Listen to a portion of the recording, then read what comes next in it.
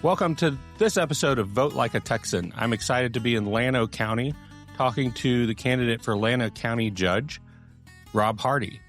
Llano County is famously up on Lake LBJ and northwest of Austin, Texas, and a jewel in the Hill Country.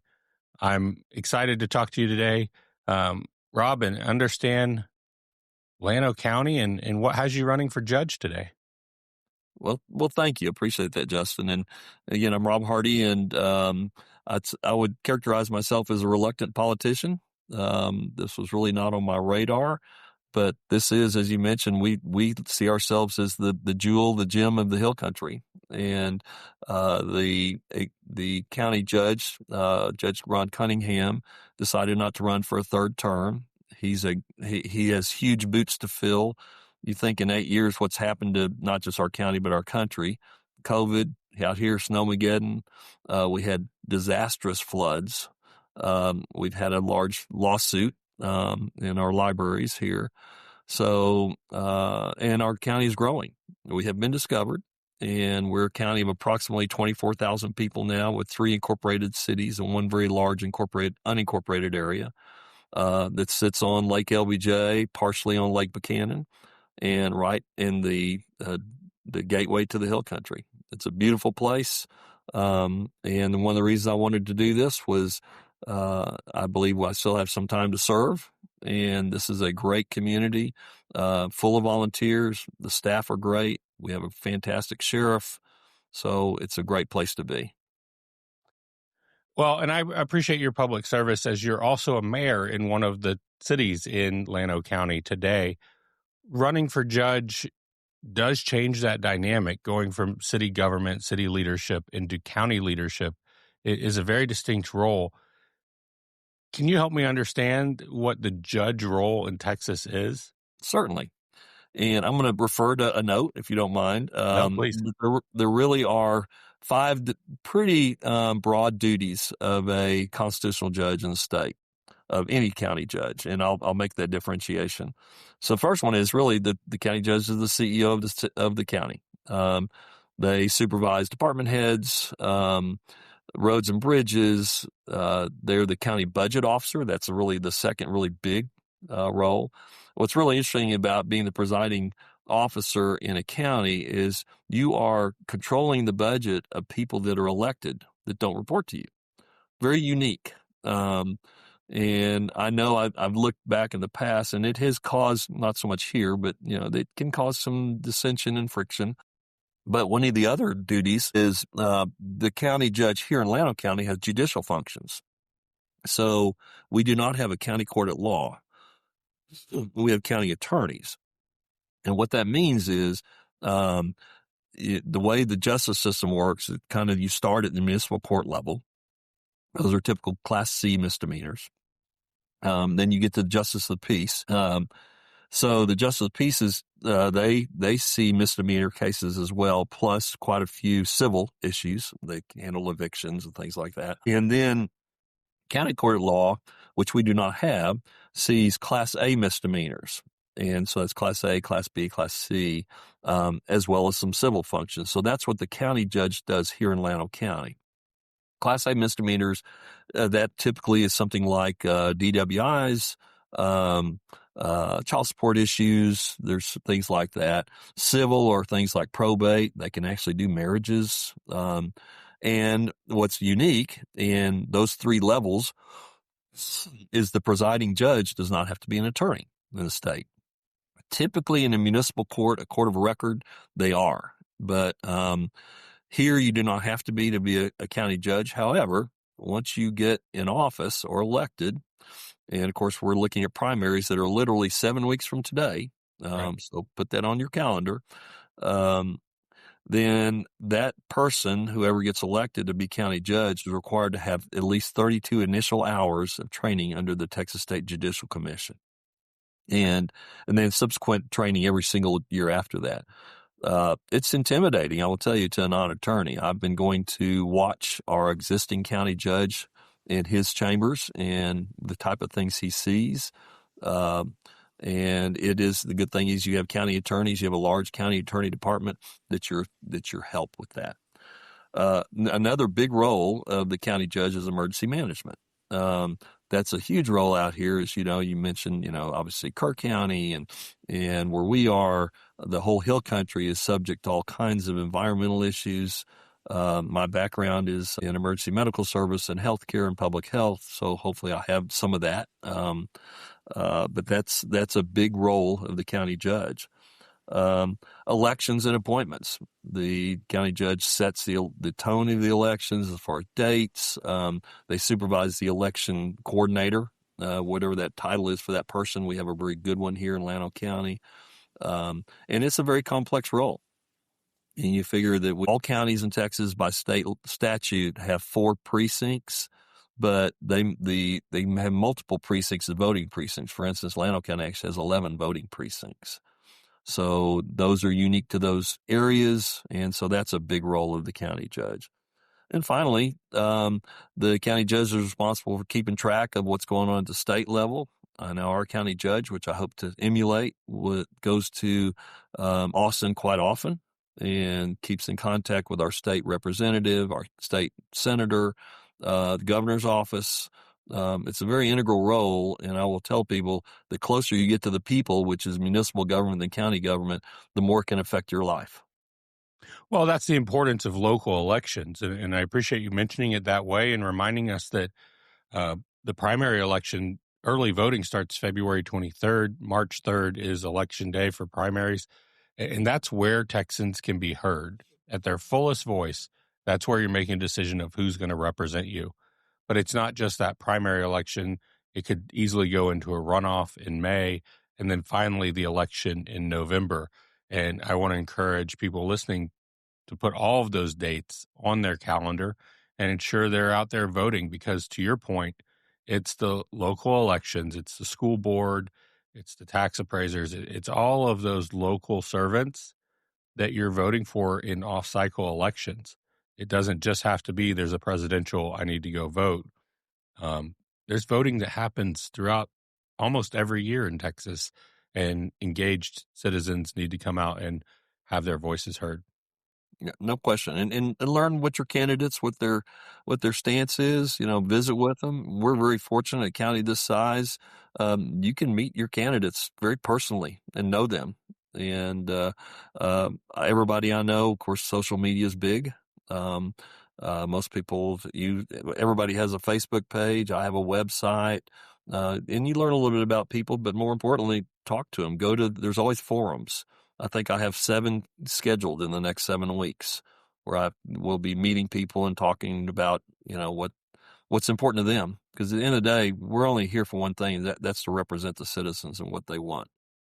Well, and that's what I want to make sure all the demographics that live in Llano County are coming out, and they're coming to your events, and they're understanding that if you're 19 years old or 80 years old, your voice is very important in the conversation because it's defining the future of your county. When I think of the CEO of the county, the judge in Texas, there's also the commissioner's court. Mm-hmm. And between those 5 individuals, you're really seeing everything that happens at the local level and having impact on it. And it starts with creating the environment for success and ensuring that health, safety, and wellness is the number one priority in your county. Well, and you mentioned earlier a really very telling comment regarding interlocal agreements. And one of the things that when I became mayor in Sunrise Beach, realized that really no one had gone to commissioner's court on a regular basis. They had gone, most certainly. Mm-hmm. But those folks make decisions that affect us. And, one of my goals is to make sure the city councils of Sunrise Beach, of Llano, and Horseshoe Bay are fully heard at the county level, and making sure that what their needs are, because it's their folks that are going to be calling them, not us directly. But you're right, the commissioners are very, very important in each precinct. They're pretty much they control things in their precinct. In unincorporated county land, they are your representative, and that can be a lonely place for that representative, because it's one voice up against, to your example in Kingsland, 8,000 or 9,000 people in unincorporated county. That's a lot of need. That's a lot of feedback. It's a lot of planning that goes into it, and it happens at the county level in that situation. What does the future of Llano County look like? I know it's been discovered, and I know Texas statewide, we're seeing tremendous growth. Is that what we're seeing in Llano as well? I wouldn't say tremendous growth. We just got there's a department in the state called the Department of Census, and they send out information on a yearly basis. So inside of the 10-year census area. And so we just got the growth rates for the county, and the county's grown since the last census in 2020, 9.1%. That's a big growth. What we have to do is make sure that we're out ahead of it. I've seen communities that they allow people to do things to them. I'd much rather get out ahead of that, and we can dictate our future. We want to embrace change. There's no question it's going to happen, so we might as well not ignore it. But we can do that in a controlled and logical way that protects our environment and this beautiful community we live in. Looking at that beautiful community, we've talked a little bit about fire safety and ESD, but I think that from a county judge standpoint, we saw it in Kerr County over the summer. We see it, unfortunately, every year where the news cameras show up for whatever reason. And we're talking about infrastructure. We're talking about people. We're talking about safety. In the Hill Country, a lot of tourists come out. A lot of people that aren't familiar with a volunteer fire department, or in some cases, volunteer EMS. And that's quite a distinction on the level of service you can expect if you break your arm somewhere. And can you help us understand the county judge's role in planning for that and thinking about it? Certainly. I'll use the example of the floods this last summer. And even though that was in Kerr County, the majority of it, our lake and our river came up dramatically. I'm part of the volunteer fire department. We were dispatched to get people off of Lake LBJ. We were told there was a 10-foot wall of water coming down imminently. And back to your question, so what the county judge does, and Judge Ron Cunningham, our existing judge, has been great at this. His background is public safety, and he's created new interlocal agreements. So I'll give you an example. That morning of July 4th, I'm the emergency coordinator for my city. So I called LCRA and said, what do you want me to do? And they said, well, we got 25 people in here trying to decide. You need to do what's best for your city. So I immediately closed all of our boat ramps and notified Judge Cunningham in the Emergency Operations Center. Every time we go through one of these things, we get better at it. And we learn more about the capabilities of the departments. You mentioned people coming out here and being used to an urban level of response. We actually have an extremely high level of especially EMS response. There's a lot of folks that are volunteers. The nice thing about being in a kind of an older community is you have volunteers that have been paid people in other departments and come out here and volunteer. We have an excellent EMS service. Now, I will say, in a county that's bigger than Travis County, we have 4 ambulances. And Wow. And one of them is in Kingsland, which runs more calls than the other 3 put together on an average monthly basis because of the size of the community. So transport times, response times are much different than people would expect in an urban community. First responder times, on the other hand, tend to be very, very good. It's great to hear, and I know it's a Rubik's Cube of planning and solving for and being ahead of it. My final question as we wrap up our conversation and introduction to Llano County is I see a lot of counties that are operating without a documented strategic plan. And in the city, you have a master plan typically, but in a county, you can't have a master plan. It's outside the statute. Correct. But you can have a strategic plan for Llano County. What does that look like, and how do you keep that continuity of service, but still implement new ideas and new direction? That's probably the $64 question.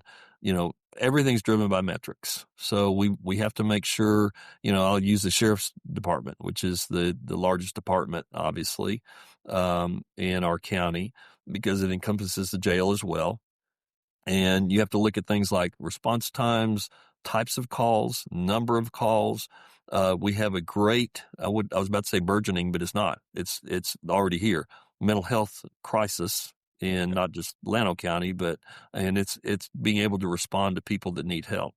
I'm the vice chair of the hospital board for Llano Regional Hospital. And one of the things that the hospitals that are run by counties, which are a lot of places in Texas, we're responsible for basically being all things to all people insofar as we can with the size that and the resources that we have.